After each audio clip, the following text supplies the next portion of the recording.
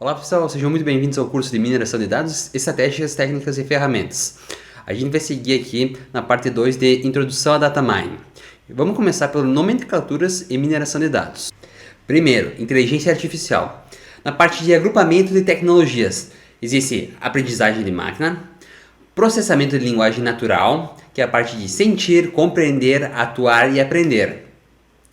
Relação entre pessoas e tecnologia. Então, é a parte de alavancar e transformando a nossa criatividade em competências.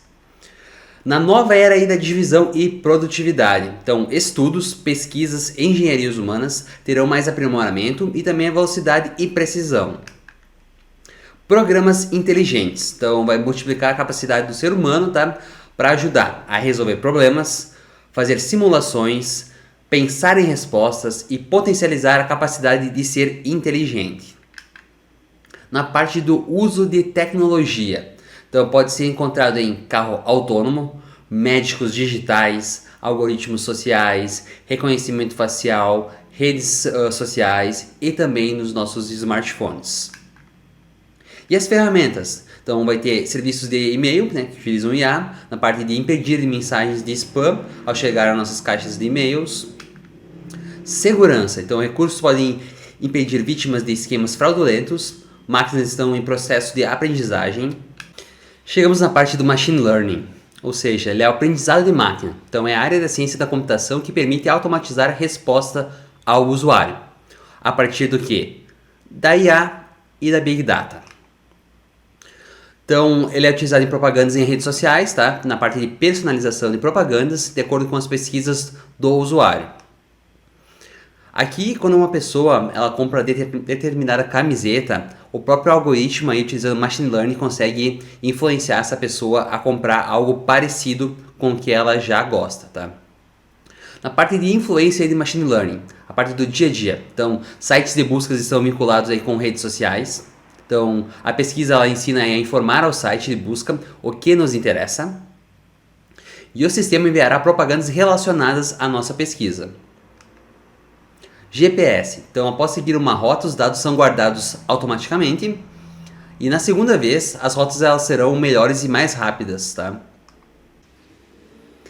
Concluindo aqui sobre aprendizado de máquina. Então, ela é uma forma de análise de dados que orienta os computadores a aprenderem sozinhos.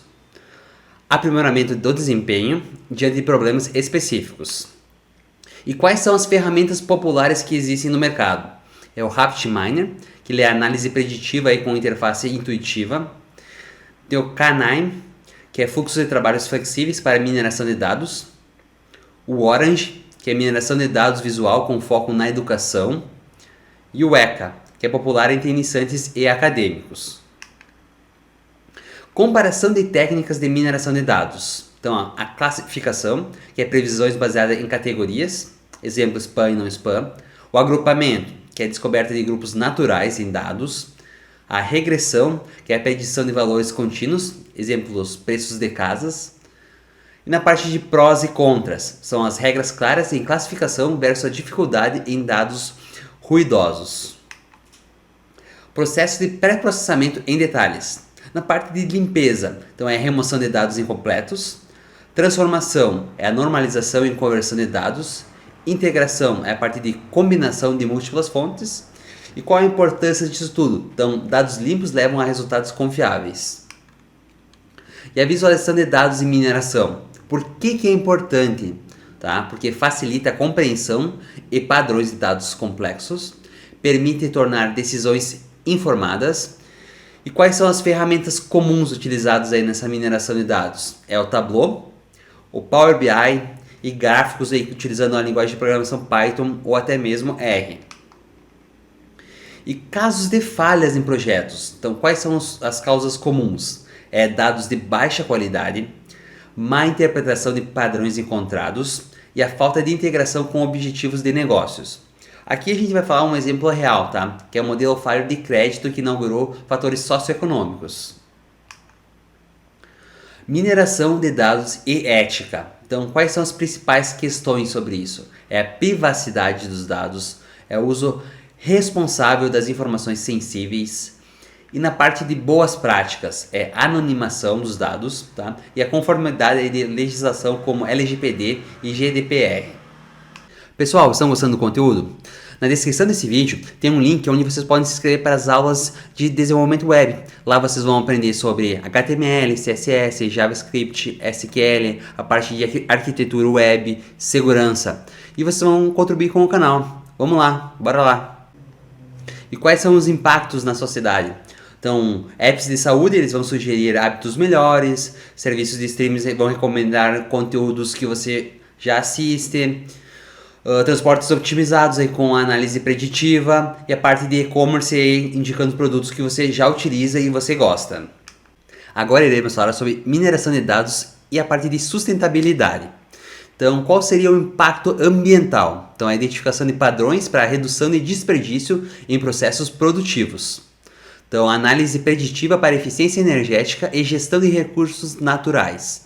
Agora vamos falar da parte prática, né? Que é a parte da agricultura e de precisão. Então, é a otimização do uso de água e fertilizantes e cadeias de suprimentos. Então, é a logística sustentável baseada em mineração de dados. Chegamos na parte de automação na mineração de dados. Portanto, utilizamos pipelines automatizadas, tá? Então, seria a parte de integração de etapas como coleta, pré-processamento e modelagem, ferramentas como Google AutoML e H2O, aí simplificam o fluxo do trabalho. Benefícios da automação é redução de erros humanos, a parte de maior eficiência em projetos de grande escala. E quais são as tendências futuras aí na mineração de dados? É a parte da computação quântica, ou seja, potencial para resolver problemas complexos de mineração de dados de forma mais rápida.